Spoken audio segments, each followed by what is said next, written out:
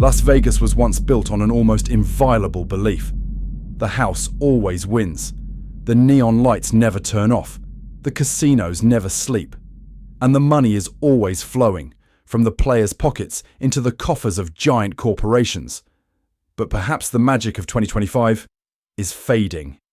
As one by one, the names once considered eternal symbols of Vegas are also falling into a state of exhaustion. Tourist numbers are down. Average spending is plummeting. Interest rates are squeezing loan debt, while operating costs are ballooning to unprecedented levels. The temples of gambling, once considered immortal, now face a harsh reality. Not all casinos survive. Behind the glittering facades are red-hot financial reports, empty hotel rooms during the week, and massive loans coming due. This video isn't about a distant future. It's about casinos that have started to bleed money, outdated business models, and 6 names that show every sign of falling first if this storm continues. Las Vegas is still lit up, but this time, that light could be a warning signal. If you want to understand Las Vegas is collapsing in the most modern sense, you probably don't need to look at visitor numbers or revenue first. Just stand in front of the mirage and imagine something very simple. A city built on memories, but which decides to destroy its own memories because they are no longer profitable enough. The mirage used to be a place you went to for more than just gambling. You've come to witness a welcome ceremony. The volcano erupting in front of the lobby is not a decorative feature. It's Vegas' way of saying, I'll give you a little free magic before you open your wallet. In another era, that was a smart strategy. Give away a public experience to draw a crowd, and then the crowd turns into revenue on its own. But there's a rule in Vegas. Anything that can't be measured by revenue per square foot will eventually be put on the chopping block. And Mirage, unfortunately, became the first thing to be put on the table. On December 19th, 2022, MGM Resorts announced the completion of the sale of Mirage's operating assets to Hard Rock for $1.075 billion in cash. This number is important not because it's big or small, but because it brings with it a new operational logic. When an asset is bought at such a price, it almost has no right to exist on nostalgia alone. It must prove that it can generate cash flow quickly, consistently, and measurably enough. And in such a spreadsheet, a free-flowing volcano, no matter how beautiful, is a maintenance cost stream not labelled revenue. That's why people often say a mirage falls, not because it's completely absorbed, but because it signals a phase transition. Vegas no longer prioritizes the free bait game in the old sense. It prioritizes things that can increase yield on the land. High-rise rooms, ticketed experiences, retail space, and events with clear pricing. This is a phenomenon that many tourists bluntly call extraction, a type of operation that makes tourists feel they are no longer guests, but rather revenue targets. Then the inevitable happened. The Mirage will permanently close on July 17th, 2024, to prepare for its transformation into the Hard Rock Las Vegas. Closing down is not just about changing the sign. This has very real social impacts. Thousands of workers are affected. Sources at the time reported that the number of layoffs exceeded 3,000 along with union-negotiated severance packages. This is what makes the Mirage story go beyond the scope of an architectural work. When a symbol closes, it closes in both senses. It closes the guest experience, and it partially closes the livelihoods of tourism workers. Some people will say, Vegas is still the same. Close this place, open another, replace the old with the new. That makes sense. And it's true that Vegas has long been accustomed to the cycle of turnover. But Mirage is different in that. It's not just an old hotel being replaced. It's a statement of value. The Mirage represents the Vegas era that believed generosity was profitable in the long run. You give first, then you pay later. When the mirage disappeared, what disappeared with it was the belief that free miracles still had a place on the Strip. The noteworthy point is, this change doesn't necessarily have to be described as a conspiracy or a crime. It could simply be an incentive structure. The new owners will say they are reinvesting, upgrading, and creating a new, more modern complex that aligns with current tastes. And in a competitive tourism economy, that argument isn't unreasonable. Mirage can be seen as reborn into a different form of asset, a more optimized product that can generate higher revenue on the same land area. Here, Mirage becomes the first domino in the truest sense. It won't collapse in the future, it has already collapsed in a model sense. It's a milestone showing Vegas is moving from the city of free shows and comps to the city of fees and yield, and when a place that once performed miracles before wallets is replaced, what's left on the Strip will be forced to learn the same lesson. Either you increase revenue per square foot, or you'll be replaced by something that can do it better. You can keep these two questions to yourself before moving on.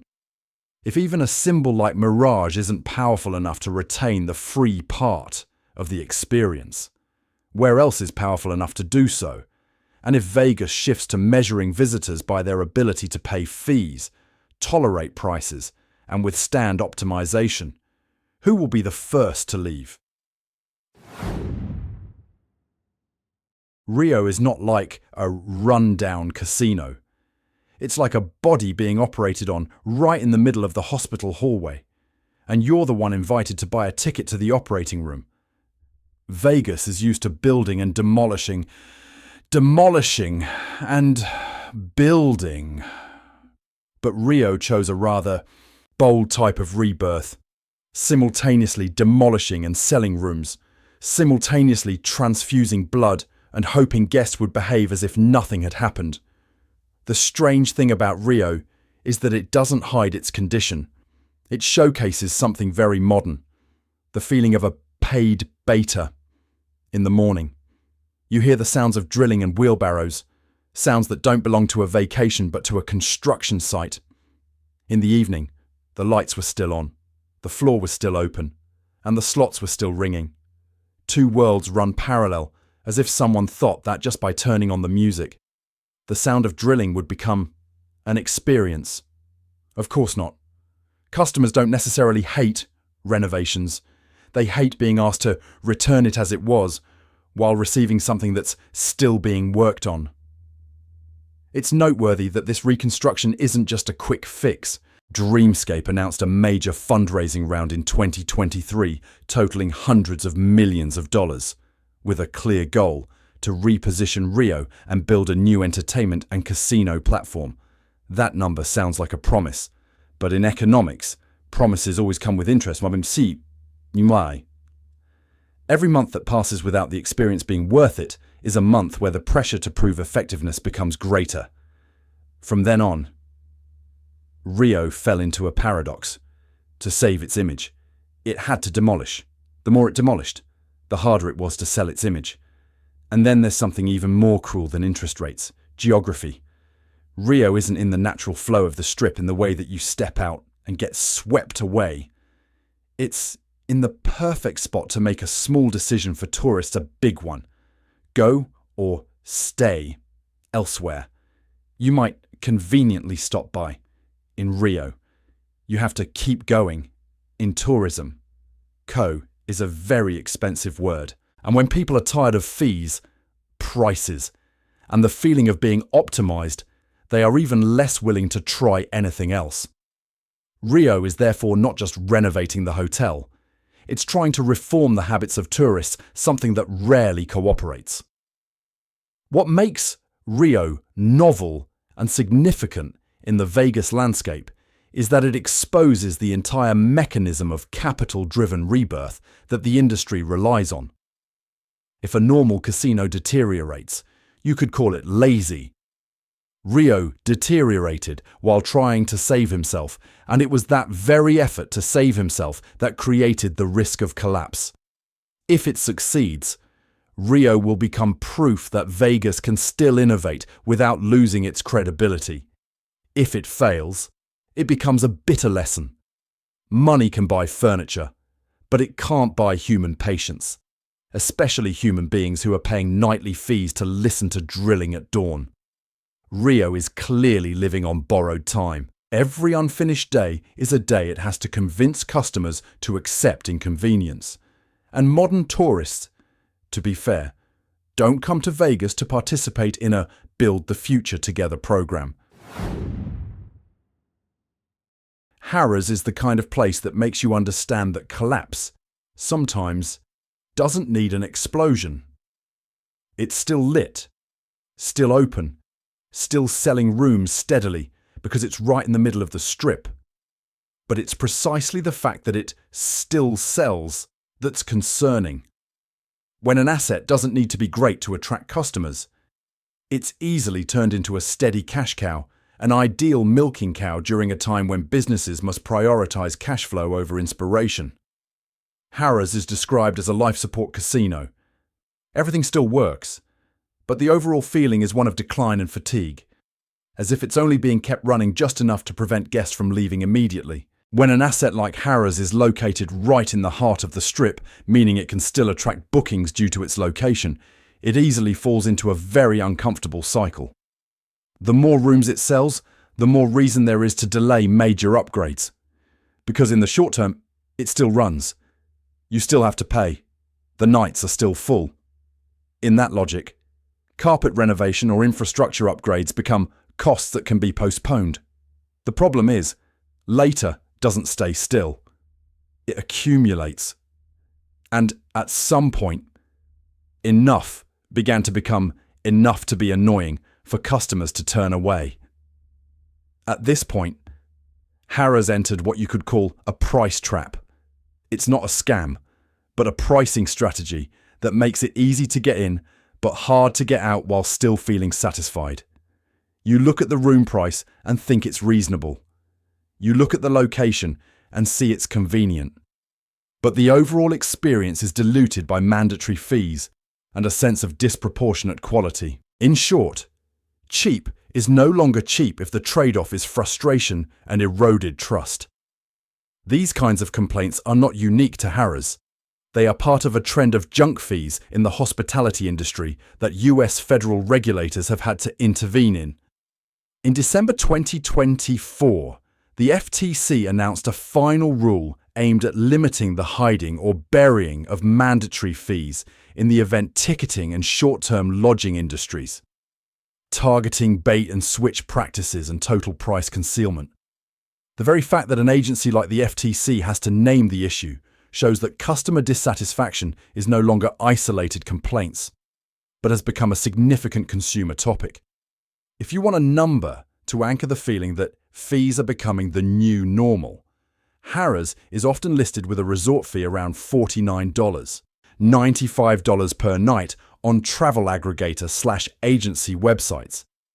This number can change depending on the time and local taxes, so it's best to consider it approximately $50 rather than an absolute truth. The important thing isn't 49.95 or 47.95. What's important is the mindset that fee creates. It turns a night at a hotel into a small contract, where the room rate is just the beginning and the real price lies behind it. A casino can still run slot machines, still sell buffets, still have people walking through the lobby, but if it no longer creates a desire to return, it's collapsing in the truest sense of this video, collapsing in faith. And this is what makes Harrah's a casino that will fall soon, according to system logic. It's in the mid-range segment, not high-end enough to be prioritized for reinvestment like a luxury icon, nor cheap and simple enough to survive on a sleep one night and leave model. It exists thanks to the habit of returning, and habits are more fragile than people think. Once guests start telling each other it's not worth it, the withdrawal often happens silently but very decisively. They don't argue. They just book elsewhere. So, what did the collapse of Harrah's look like? Perhaps it's not a locked door. It's the scene where people walk in, exhale with a sigh, and then wonder, what am I paying for? And when that question was asked enough times, Harrah's didn't need to be demolished to fall. It just needs to be ignored. If an asset belonging to a large corporation still feels stuck for years, the reason is rarely a lack of funds. Usually, there's a lack of motivation. Major repairs are only worthwhile if they increase long-term value. And if people believe that the long-term value lies in the land, not the building, then investing just enough to operate suddenly becomes a reasonable strategy. That's when an icon goes into waiting for valuation mode. Excalibur fell precisely during the period when the area around it began to be rewritten in a different kind of language, the language of stadiums and event complexes.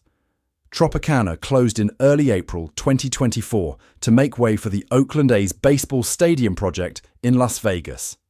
This project is linked to the public support level mentioned, which is capped at around $380 million. And the total capital often cited is around $0.5 billion. When a corner of the strip is pulled into that orbit, it's not just replacing one building with another. It replaced the city's way of making money with a new one. Selling event calendars, tickets, naming rights, and timed foot traffic. That's something traditional casinos, which thrive on wandering and impulsive habits, would look at with both envy and concern. Here, Excalibur becomes a very characteristic figure of the transitional period. It's like a tenant who knows the landlord is about to sell the land. You can still stay. The light is still on. But you also implicitly understand that no one is doing major repairs on a house that is about to be demolished.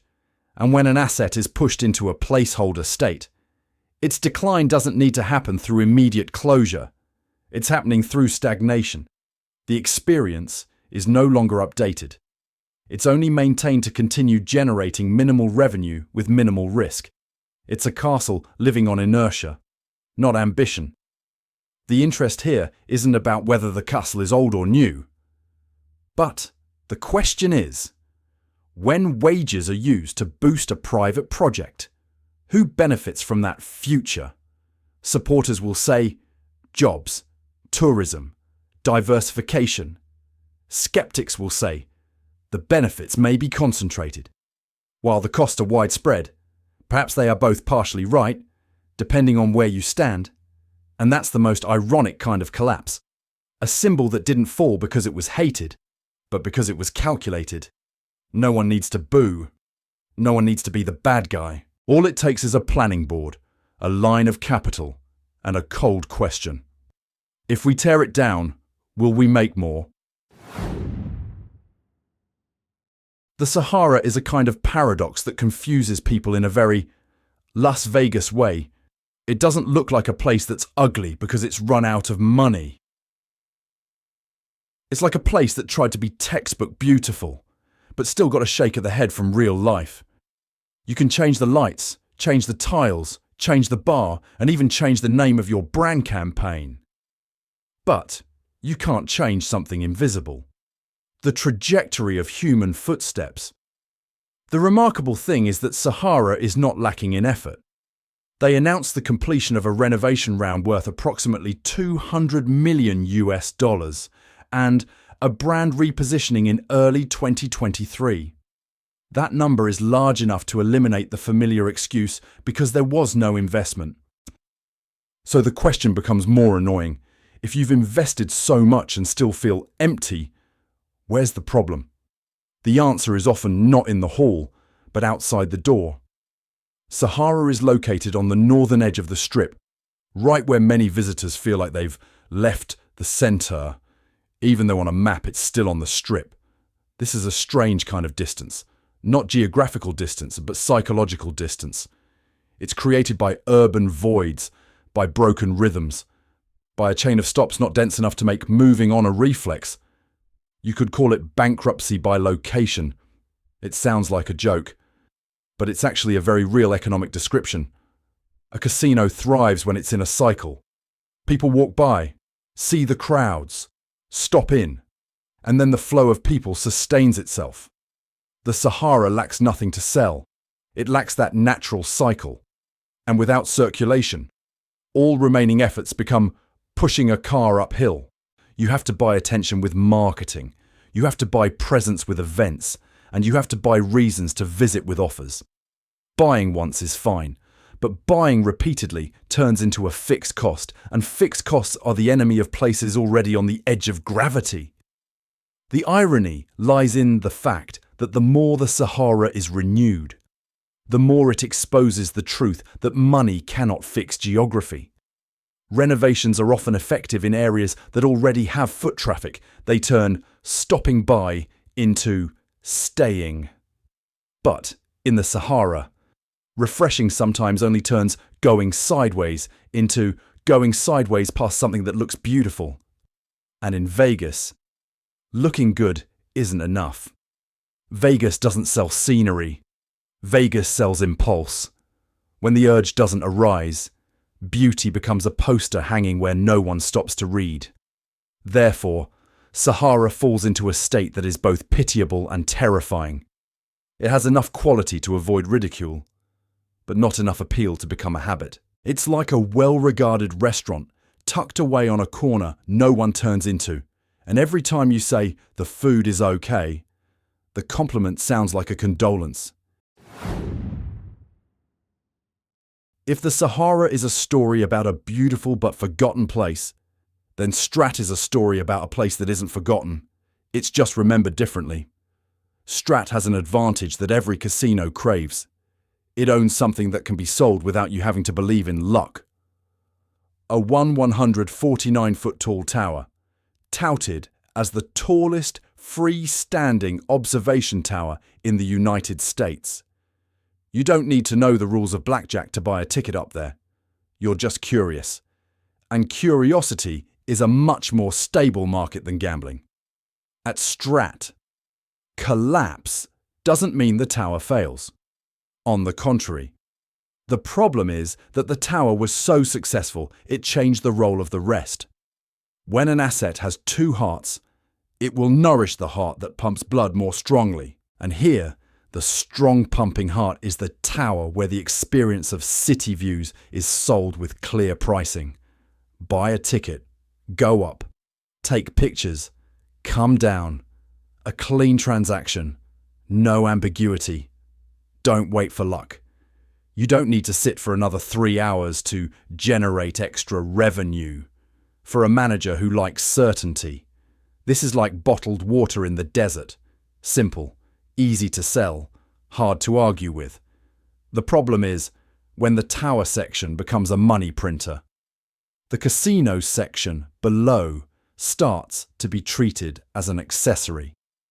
It's not because someone hates gambling, and because gambling, in today's competitive environment, is a more expensive game than people think. It requires personnel, maintenance, experiences attractive enough to keep customers coming back, and a regional image safe enough to attract high-spending segments. And Strat is located in an area where visitors' sense of comfort is often as sensitive as a compass needle, a slight deviation, and they'll head back to the central strip. At that point, Strat did the most sensible thing. It didn't try to pretend it was the Bellagio. It sells what it has an absolute advantage in: vision. Here's the ultimate irony. Strat could become a model for a future that many corporations will find appealing. Because the sell attraction model is less dependent on hospitality than the traditional casino resort model. You don't need to give out comps very often. You don't need to make people feel cherished.